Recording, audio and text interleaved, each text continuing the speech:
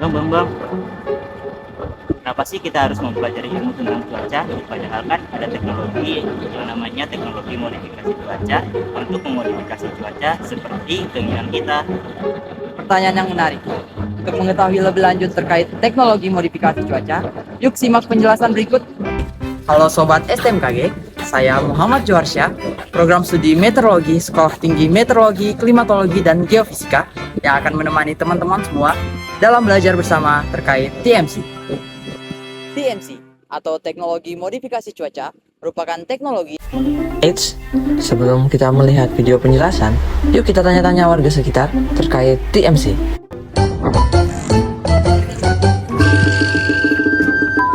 Selamat pagi Kak, maaf ganggu waktunya. Iya, Jadi saya izin bertanya Kak, Kakak nama Kakak siapa Kak? Kalau boleh nama tahu. aku Widya. Oke, Kak Widya. Dengan Pak Wawan. Rosi. Oke, Kak Rosi sama Kak. Alicia. Oke, menurut Bapak apa sih salah satu fungsi dari teknologi modifikasi cuaca Pak?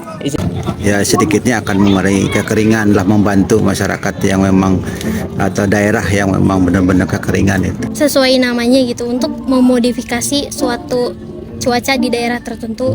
Terus bisa juga untuk mengurangi polusi sih kayaknya. Kalau menurut saya untuk mengurangi dampak kekeringan.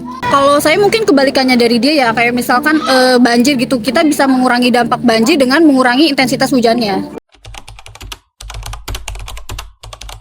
TMC atau teknologi modifikasi cuaca merupakan teknologi yang digunakan untuk mengubah atau memanipulasi kondisi cuaca pada daerah tertentu dengan tujuan tertentu seperti mengurangi dampak kekeringan, memanipulasi hujan, dan juga mengurangi polusi udara.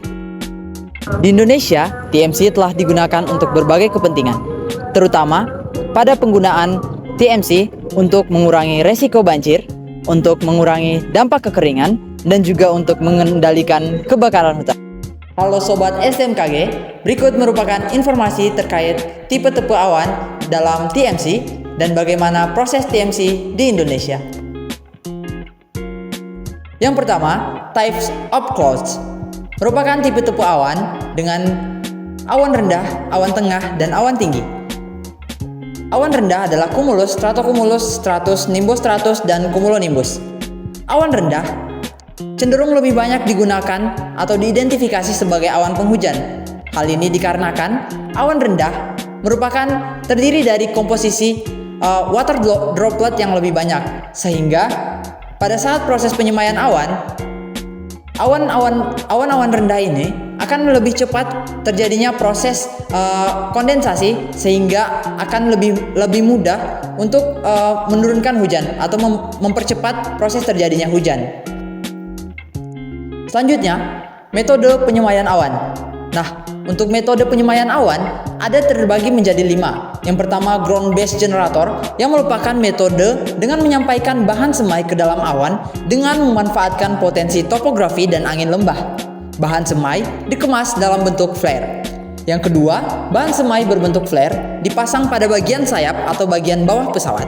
Nah, ketika partikel bahan semai tersebut terbakar, itu merupakan pertanda bahwa bahan semai telah masuk ke dalam awan.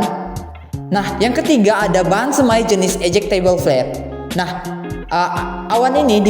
flare ini dimasukkan ke awan dengan cara ditembakkan dari pesawat pada bagian puncak awan dengan jenis awan dingin.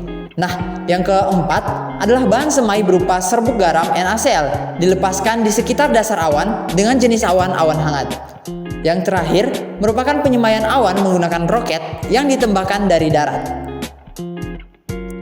Baik, selanjutnya adalah teknologi modifikasi cuaca yang dilakukan oleh BMKG yang merupakan hasil kerjasama atau kolaborasi antara BNPB, Badan Riset Inovasi Nasional atau BRIN, dan juga TNI Angkatan Udara. Nah, radar cuaca BMKG digunakan untuk informasi mengenai keberadaan awan target dan arah atau kekuatan angin kepada pilot. Nah, pesawat Hercules atau CASA digunakan untuk membawa muatan garam atau NaCl yang nantinya akan ditaburkan di awan hujan target. Posisi pesawat selalu berada di antara arah angin dan awan hujan target. Nah, ketika pesawat sudah mendapatkan informasi terkait keberadaan awan dan juga arah kekuatan angin, Selanjutnya pesawat tersebut akan menuju ke awan target, yang mana awan hujan target itu nantinya diturunkan dengan menaburkan muatan garam NaCl ke atas awan hujan target, sehingga hujan sebisa mungkin diturunkan sebelum awan tiba di daerah target. Nah, yang terakhir selanjutnya daerah target apa yang akan terjadi kepada daerah target?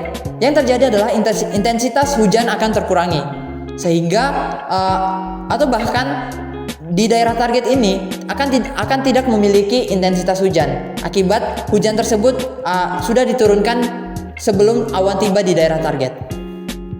Nah, lalu mengapa sih kita harus mempelajari terkait ilmu cuaca atau ilmu meteorologi? Nah, berikut merupakan alasan penting kenapa kita harus mempelajari terkait ilmu meteorologi atau ilmu cuaca, padahal sudah ada teknologi modifikasi cuaca. Yang pertama, prediksi cuaca jangka panjang. Jadi, TMC hanya bisa digunakan dalam perubahan cuaca jangka pendek dan lokal. Untuk memahami perubahan iklim global dan prediksi cuaca jangka panjang, kita perlu pengetahuan mendalam tentang meteorologi. Yang kedua, mitigasi bencana alam. Pengetahuan tentang cuaca membantu kita memprediksi dan mempersiapkan diri menghadapi bencana alam. Nah, walaupun ada TMC, ada beberapa bencana yang disebabkan oleh cuaca yang tidak bisa diselesaikan dengan TMC. Olehnya itu, ilmu meteorologi tetap penting. Yang ketiga, perencanaan aktivitas. Baik dalam pertanian, penerbangan, pelayaran maupun kegiatan sehari-hari, prediksi cuaca yang akurat sangat penting untuk perencanaan dan keselamatan.